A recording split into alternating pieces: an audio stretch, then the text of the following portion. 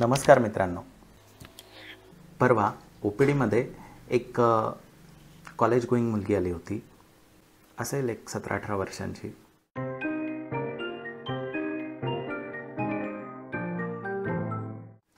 So तिचा issue असा होता, सर माझे एक्झाम्स अप्रोचिंग आहेत आणि मला फार टेन्शन येतं एक्झामचं.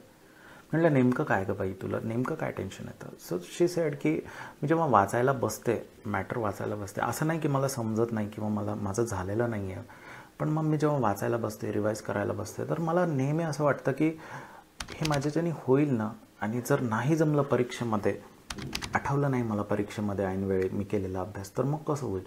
आणि जसा हा विचार येतो तिच्या मनामध्ये, तर तिला धडधड व्हायला लागतं.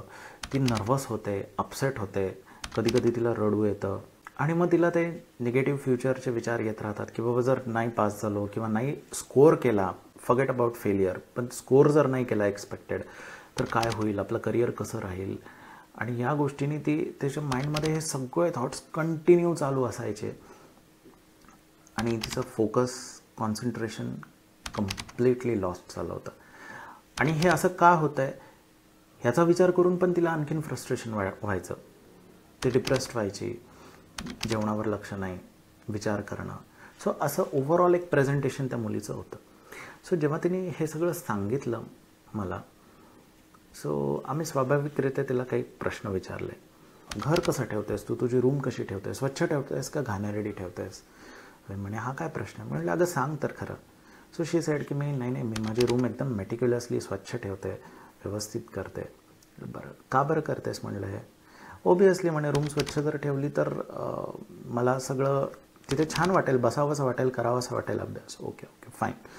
मी तिला विचारलं की तू जेव्हा दुसऱ्यांशी बोलतेस तर तू चांगलं प्रेझेंट करते स्वतःला, म्हणजे चांगलं बोलतेस का असंच धसवस करतेस, सॅरकॅस्टिक बोलते, टॉन्ट मारते? नाही म्हणे मी तर सगळं चांगलं बोलते म्हणे. म्हटलं का बरं, तू चांगलंच बोलणं का प्रेफर करतेस?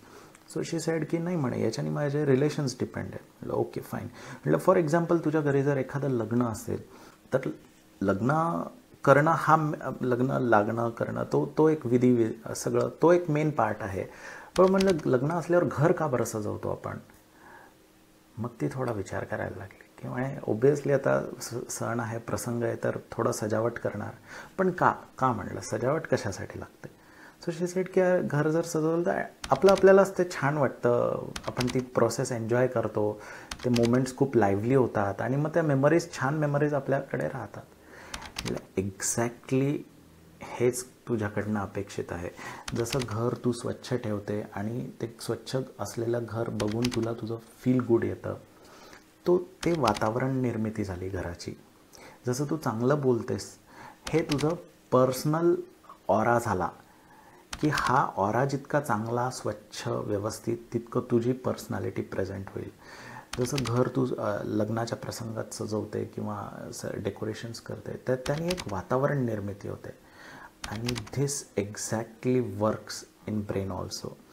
मित्रांनो, जे काही आपण करत असतो, जे कामं करतो, जे प्लॅनिंग करतो, हे करत असताना ना आपण कॉन्स्टंटली स्वतःशी बोलत असतो. याला एक सेल्फ टॉक म्हणतात. आणि जे काही आपण स्वतःशी बोलतो किंवा जो काही सेल्फ टॉक आपण स्वतःशी करतो, याच्यावरती डिपेंड असतं की आपलं माइंड एन्व्हायरमेंट काय होतं. आता या केसमध्ये ही मुलगी काय करायची? ही हुशार होती, हिचा बऱ्यापैकी अभ्यासही झालेला होता, पण ही अभ्यास करताना ही स्वतःची काय बोलायची? होईल ना, जमेल ना, मला आठवेल ना मला परीक्षेमध्ये, नाही आठवलं तर काय होईल? See what she is talking to herself. ती काय बोलते आहे स्वतःशी. आणि हे असं बोलल्याने तिच्या माइंडचं एन्व्हायरमेंट काय होईल? हे असं बोलल्याने तिच्या माइंडचं एन्व्हायरमेंट अनसर्टन होईल, अनिश्चित राहील. आणि अनिश्चित वातावरणामध्ये काय होतं आपल्या कोणालाही, तिचंच जाऊ द्या, कोणालाही आपल्याला काय होतं? जिथे श्युअरिटी नसते, अनसर्टनिटी असते, तिथे काय होतं? आपल्याला अँझायटी डेव्हलप व्हायला लागते. जिथे अनसर्टनिटी आहे तिथे अँझायटी. सो फिअर येणारच. आणि फिअर जर हे लॉंग राहिलं तर त्याच्या बॉडीवर इम्पॅक्ट होतात. धडधड होणं, नर्वस होणं, फोकस न राहणं, कॉन्सन्ट्रेट न होणं. सो हे सगळं त्या मुलीला होत होतं. मी म्हटलं अगं तू जे वातावरण तू निर्माण करते आहेस त्या वातावरणाप्रमाणे तुझी बॉडी आणि माइंड रिॲक्ट करतो आहे. सो याच्यात टेक होम मेसेज खूप इम्पॉर्टंट आहे की तुम्हाला जर लाईफमध्ये सक्सेस हवं असेल तर नेहमी चेक करा की तुमचं माइंड एन्व्हायरमेंट कसं आहे. आणि ते चेक करणं कसं चेक करायचं, जस्ट बाय चेकिंग की तुम्ही स्वतःशी काय बोलताय त्या सिच्युएशनबद्दल. हे फार इम्पॉर्टंट आहे. सो या मुलीला म्हटलं की आता जर तुला तुझ्या एन्व्हिरॉन्मेंट माइंडचं चेंज करायचं आहे तर तुला काय बोलावं लागेल तिथे. सो आम्ही तिला हे शिकवलं, तिच्याकडनं प्रॅक्टिस करून घेतली की you need to be hopeful. तुला होप्स ठेवावे लागतील. एखादी गोष्ट प्रयत्न करतोय आपण आणि तू जर त्या मोमेंटला म्हणलीस की यस मला होप्स आहेत की मी नक्कीच एक्झाम्समध्ये छान करणार आहे, आय ट्रस्ट माय ॲबिलिटीज. तुला स्वतःवरती विश्वास ठेवावा लागणार आहे, स्वतःच्या स्किल्सवर विश्वास ठेवावा लागणार आहे. जर आपणच स्वतःवर डाऊट घेतलं तर that will not work in long runs. So तुला स्वतःच्या ॲबिलिटीजवर देखील विश्वास ठेवावा लागेल. So hope, generation of hope, generation of trust. So जेव्हा आपण हे बोलतो की नाही आय ट्रस्ट माय ॲबिलिटीज, तर ते वातावरण कसं तयार होतं माइंडचं. When I say to myself, जेव्हा आपण स्वतःला हे बोलणार की ठीक आहे बाबा, जर ऐनवेळी एक्झाममध्ये जर मला हे नाही जरी आठवलं तरी मी काहीतरी मॅनेज करेल, काहीतरी जुगाड करेल, काहीतरी टेक्निक वापरेल आणि I will solve that question paper. जेव्हा आपण असं बोलतो तर काय निर्माण होतं, कॉन्फिडन्स निर्माण होतं. सो जे बोलतो आपण स्वतःला त्याप्रमाणे आपल्या माइंडचं वातावरण निर्माण होतं आणि जसं माइंडचं वातावरण निर्माण होतं अगदी तसं बॉडी आपली रिॲक्ट करायला लागते.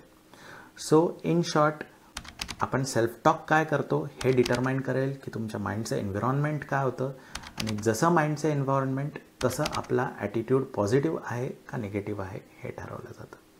सो त्या मुलीच्या केसमध्ये आम्ही तिला हे शिकवलं की सेल्फ टॉक कसा चेंज करायचा. त्याच्याने माइंड एन्व्हायरमेंट ऑटोमॅटिकली चेंज झालं आणि तिचा ॲटिट्यूड हा पॉझिटिव्ह डेव्हलप झाला. सो मित्रांनो, तुम्ही पण चेक करताय का की तुमचं माइंड एन्व्हायरमेंट काय आहे. प्लीज चेक करा आणि मला कॉमेंट बॉक्समध्ये सांगा. धन्यवाद.